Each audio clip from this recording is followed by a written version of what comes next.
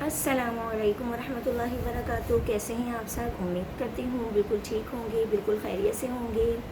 अल्लाह पाक आपको हमेशा हमेशा हमेशा इसी तरह हंसता रखे, मुस्कुराता रखे। आपकी उम्र में, आपके इल्म में, आपके अमल में अल्लाह ताला ढेरों ढेरों बहुत सारी बरकतें दे। अल्लाह ताला आपको रिज़्क़ हलाल कमाने की तौफ़ीक़ अता फ़रमाए। हराम कामों से, हराम चीज़ों से अल्लाह पाक आपको हमेशा हमेशा के लिए दूर कर दे। अल्लाह पाक हम तमाम मुसलमानों को नेक लोगों की सोहबत अता फ़रमाए। बुरे लोगों से अल्लाह पाक, बुरे कामों से हमें हमेशा हमेशा के लिए दूर कर दे। अल्लाह पाक हम तमाम मुसलमानों को पाँचों वक्त का नमाजी बना दे कि वक्त के ऊपर हम नमाज अदा कर सकें। कुरान पाक को समझ कर पढ़ने वाला बना दे। कुरान पाक में जो लिखा है उसी के मुताबिक ज़िंदगी गुजारने वाला बना दे।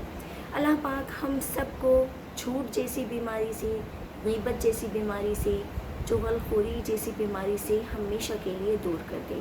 अल्लाह पाक हम तमाम मुसलमानों के दिलों को नरम कर दे, हमारे दिलों को इतना पाक साफ़ कर दे कि जैसे अभी अभी हम इस दुनिया में आए हैं, हमें ऐसा इंसान बना दे।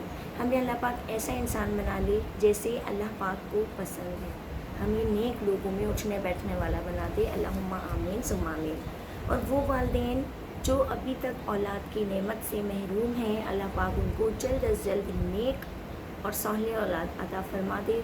और वो वालिदैन जो अपनी औलाद की वजह से परेशान हैं, उनकी औलाद उनका कहना नहीं मानती, तो अल्लाह पाक उनकी औलाद को उनकी आंखों की ठंडक बना दे, राह रास्त पर ले आए। अल्लाहुम्मा आमीन सुम्मा आमीन। दुआ जब मैं करती हूँ तो प्लीज़ जितने भी मुझे सुनने वाले हैं वो मेरी हर दुआ के आखिर में आमीन ज़रूर कहा करें। ना जाने किसकी आमीन किसके हक़ में बेहतर साबित हो जाए।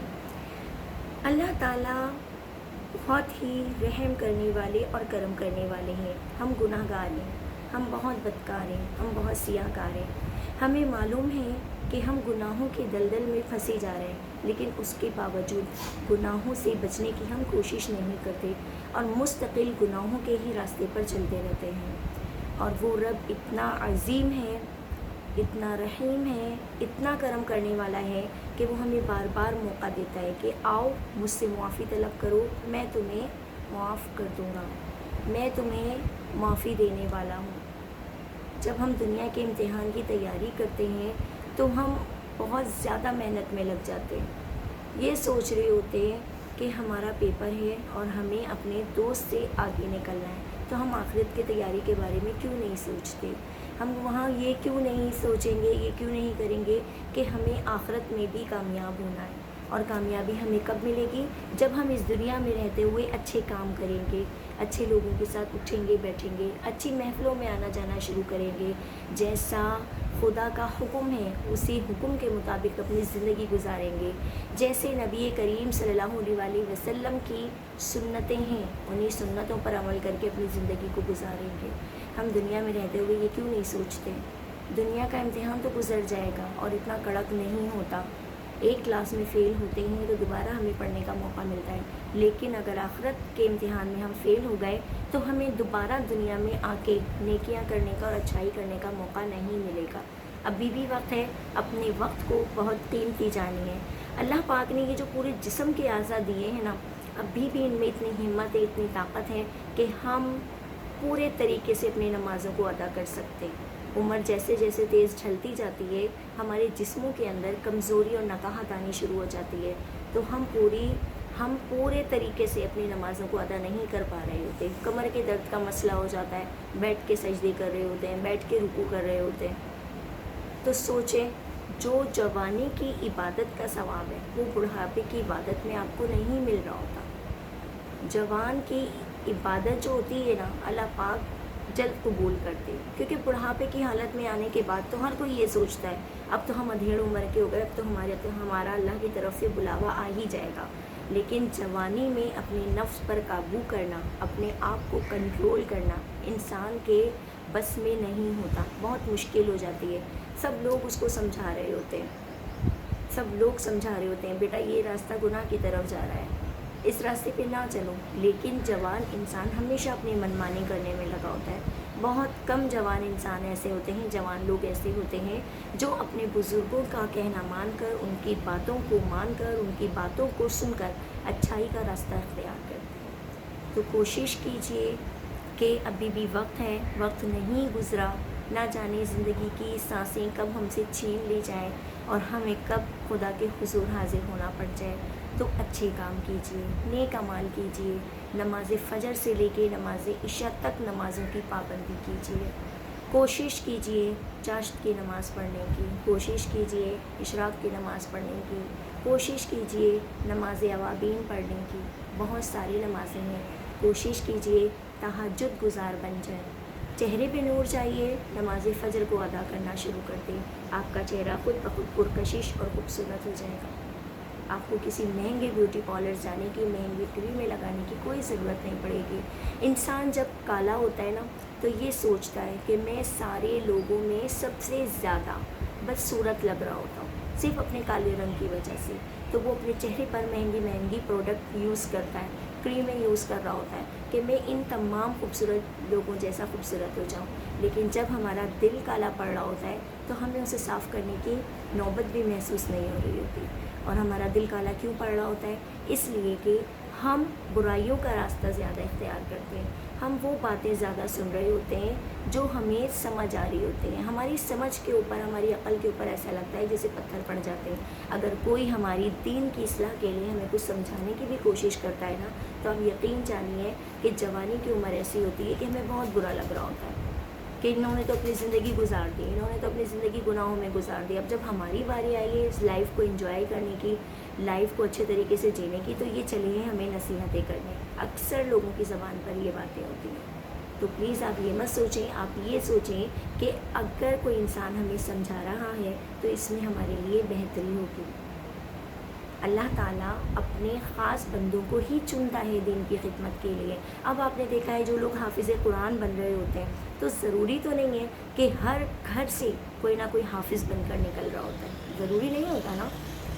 10 گھروں میں ایک گھر ایسا ہوگا جس میں کوئی بچہ حافظ بن رہا ہوگا، حافظ قرآن بن رہا ہوگا. آپ نے سوچا ہے وہ حافظ قرآن کیوں بن رہا ہے؟ کیونکہ اس کو اللہ تعالیٰ نے چنا ہوتا ہے.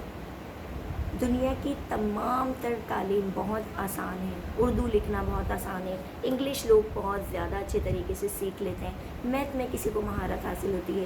لیکن قرآن پاک کو یاد رکھنا اور اس کو اپنے دل میں بٹھائے رکھنا بہت کم لوگوں کو نصیب ہوتا ہے. اور بہت خوش نصیب ہیں.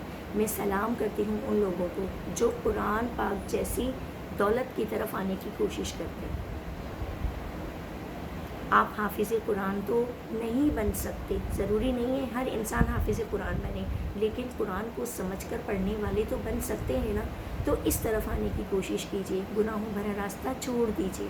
ابھی دیکھیں جب بہت سخت گرمی تھی تو لوگ کس قدر پریشان تھے کہ یا اللہ کون سا ہم سے ایسا گناہ ہو گیا جو یہ گرمی کا عذاب ہم پر نازل ہو گیا. اللہ پاک تجھے تو رحم کرنے والا ہے، تو کرم کرنے والا ہے، تو موسم کو اچھا کر دے. اور آج کل موسم جب اچھا ہے تو ہم کس قدر پرسکون ہیں کہ اللہ پاک نے گرمی کی شدت کو ختم کر دیا.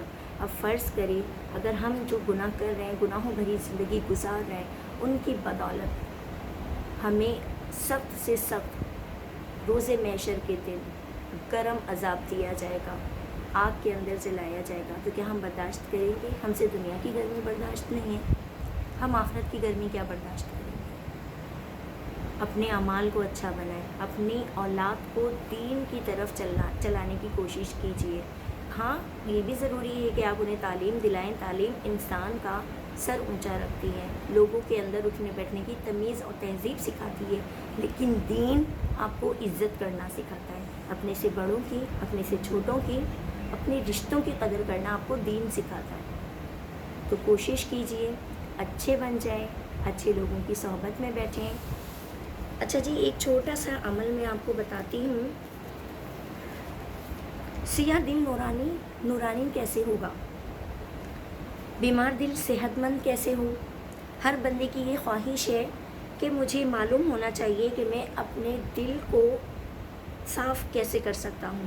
چنانچہ نبی کریم صلی اللہ تعالیٰ علیہ وآلہ وسلم نے حدیث میں کچھ مسنون اذکار بتائے ہیں. جیسے ایک جگہ فرمایا جو انسان دن میں کسی بھی ٹائم 100 مرتبہ لا الہ الا اللہ وحدہ لا شریک لہ لہ الملک ولہ الحمد وہو علی کل شیء قدیر پڑھ لے 100 مرتبہ کسی بھی ٹائم. اب آپ چاہے فجر کی نماز کے بعد پڑھیں, چاہے آپ ظہر کی نماز کے بعد پڑھیں, چاہے آپ عصر کی نماز کے بعد پڑھیں, چاہے آپ مغرب کی نماز کے بعد پڑھیں, چاہے آپ عشاء کی نماز کے بعد پڑھیں, بس ایک ٹائم رکھیے گا. اس بندے کو 100 نیکیاں عطا ہوں گی اور 100 گناہ اس کے معاف ہوں گے, اور سارا دن اللہ تعالیٰ شیطان سے اس بندے کی حفاظت فرمائیں گے. سبحان اللہ. تو دیکھیے کتنا چھوٹا سا عمل ہے.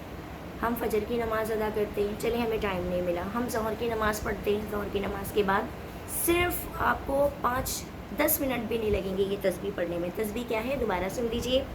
لا الہ الا اللہ وحدہ لا شریک لہ لہ الملک ولہ الحمد وہو علی کل شیء قدیر.